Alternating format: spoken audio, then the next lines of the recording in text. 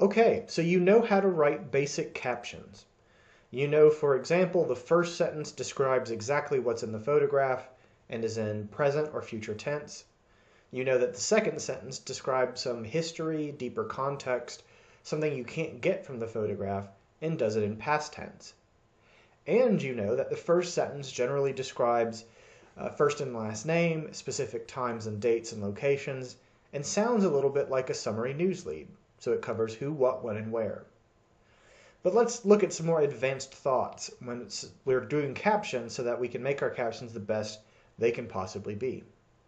Now, this is a question that will pop up quite often, but you know already from the basic rules that people should be identified by first and last name and their title in the first sentence, as a part of the who and who, what, when, and where.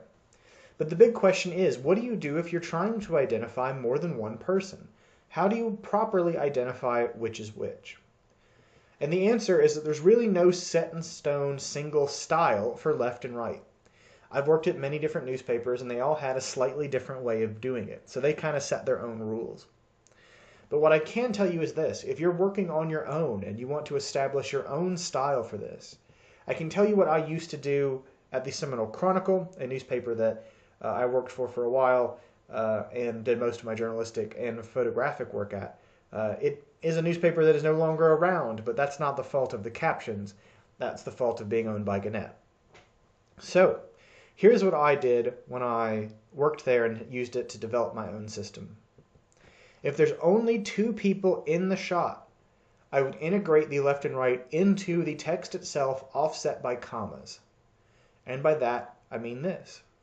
A caption would read something like, Bob Smith, comma, left, comma, puts a burger on the grill while Patti Salmon, comma, right, comma, takes another order from a customer. So it would be integrating it into the text itself. Instead of front-loading it, you just treat it like a non-essential clause and offset it by commas. And I would do this if there was only two people, because I think it really lets the caption still have a sense of flow. It still reads okay. Now, when there was three people or more than three people, that's when I would usually start off with the beginning with from left. I would type out the words from left with a colon and then do something like Bob Smith, comma, Patti Salmon, and Reggie Trout, owners of the Railroad Diner, get the restaurant ready for another day. I would usually do it this way, always from left, because that's the way people read. We generally read our text from left to right, and so people are sort of used to looking at a photograph from left to right. So if you tell them the people in order that way, they'll be good. The reason why I do it this way is because once you start getting into three people or more, it gets weird to say, I think, a name left, name center, name right. If you just start it from left, it makes it a little bit more streamlined. So with that basic rule out of the way, let's look at some more advanced things we can do to make sure our captions are the best.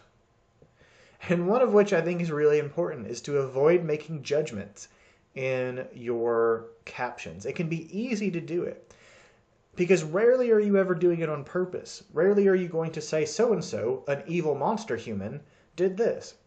But what you may do is something like this. Let's say you have a photograph of somebody frowning in a crowd.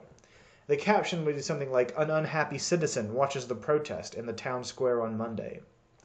This is making a judgment call that based on the snapshot of the moment that you captured them while they were frowning, they were unhappy. Maybe this person's just having a really bad day. Maybe they got home and found out their cat had run away from home and they have no idea where their cat is. Maybe that's just the way their face looks. Maybe that's just the case that way. So you don't make a judgment call. Don't assume that that person, because they're frowning, is unhappy. Maybe, again, that's just the way their face is. Also, make sure you're being careful with the date. Either, I would say, put it at the end of the first sentence or put it in the second sentence. So with the first sentence, I would say it's a good idea to put it at the end, if only because in a similar way to a news lead, the date is rarely ever the most important thing. You want to establish the most important thing, which is often the who and what, well before the when. But the real reason you want to do this is to avoid awkward sounding sentences.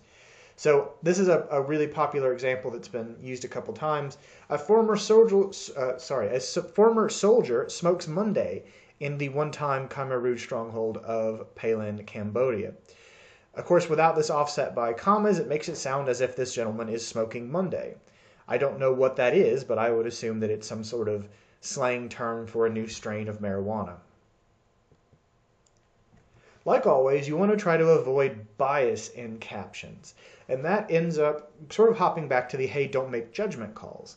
But an example would be something like this. Here's a photograph of a person, a politician, and the caption says, Representative Larry Kissel, Democrat, North Carolina, voted against health care reform even though it is badly needed in the largely rural district he represents. There's better ways of doing this than making a judgment call and introducing bias into the caption with the understanding of, hey, even though it's badly needed. You could simply say voted against healthcare reform, period, and then drop in perhaps a statistic in the second sentence, or drop in some sort of anecdote from citizens or a quote from citizens in the area. You don't want to be the one making the judgment call yourself. If all else fails, if you are writing a caption for a photograph and you don't entirely know what the context of something is, or you don't know who people involved are, don't be afraid to try to look this stuff up. Look up background information, Google image search. Go be a reporter and ask people. Show them the photograph and say, hey, do you know who this is? Do you know why they would be doing this? Do you know what it is they're doing, what this action is they're doing? Is this someone who I should know? Because if you don't, you'll make yourself seem very silly. And this is one of my favorite examples of this. It's a photograph of David Beckham. This is from a British celebrity magazine online, and the caption to the side says, David Beckham poses with an elderly fan at the Singapore Grand Prix. There's David Beckham standing next to the elderly fan.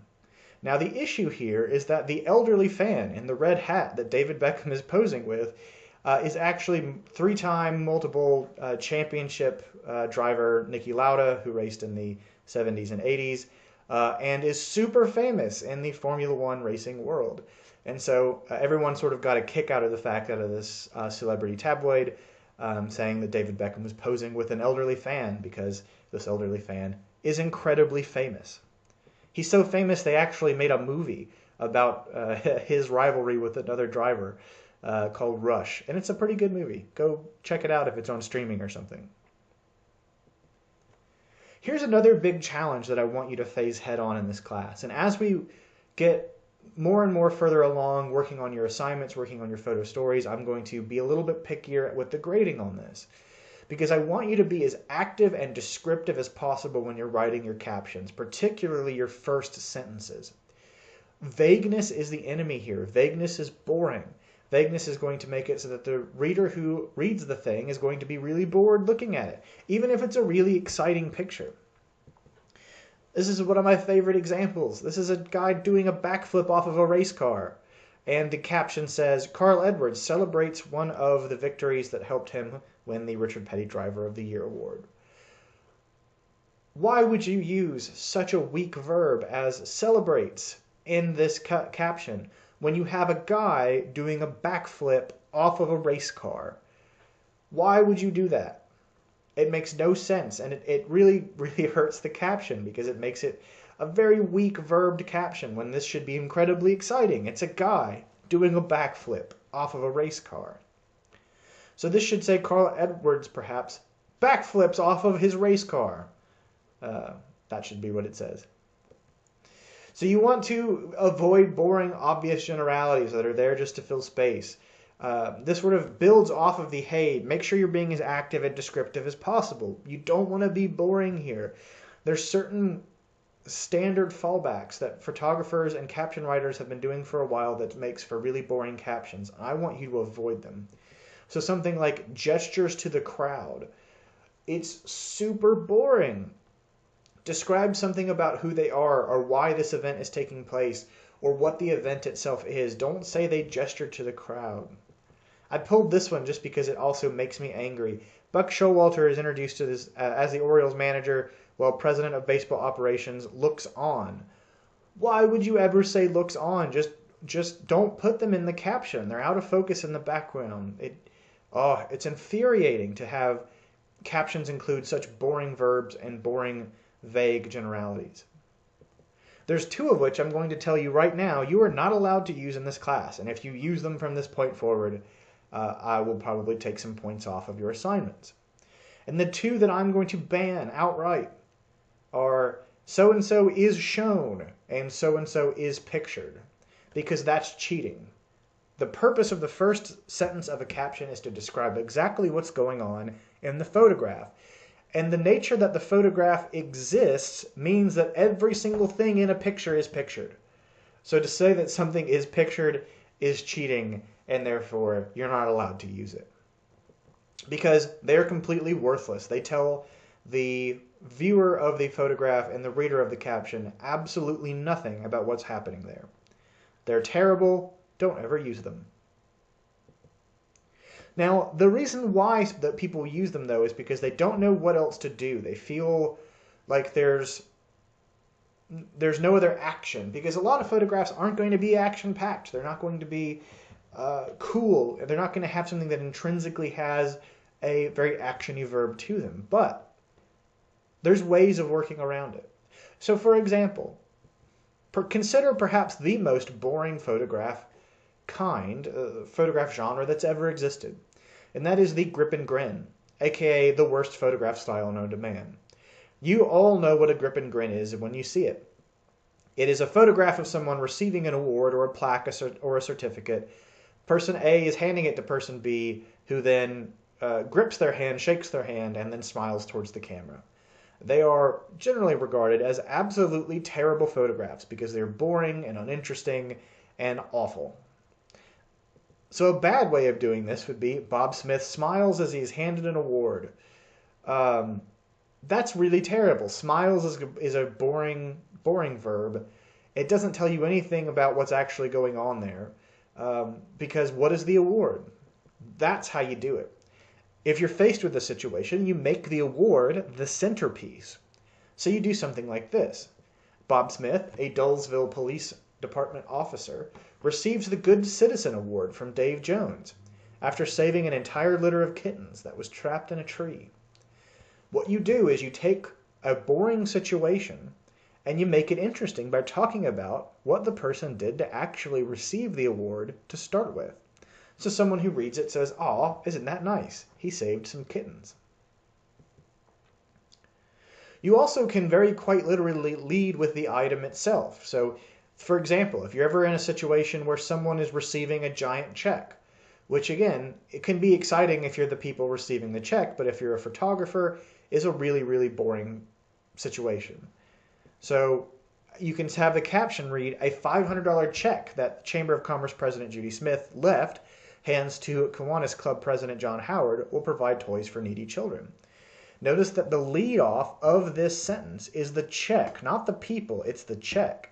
A $500 check that Chamber of Commerce President, etc. So you start with the interesting item itself.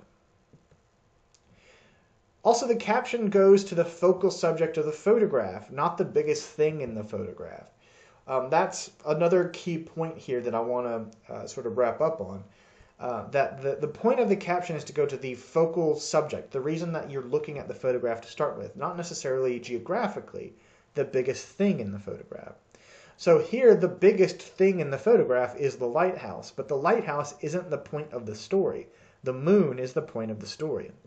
So the caption would say something like, "Dozens gather near the shore in Waterville to view a full moon coming up over the horizon on Sunday." The people and the moon is the point of the story, not the lighthouse.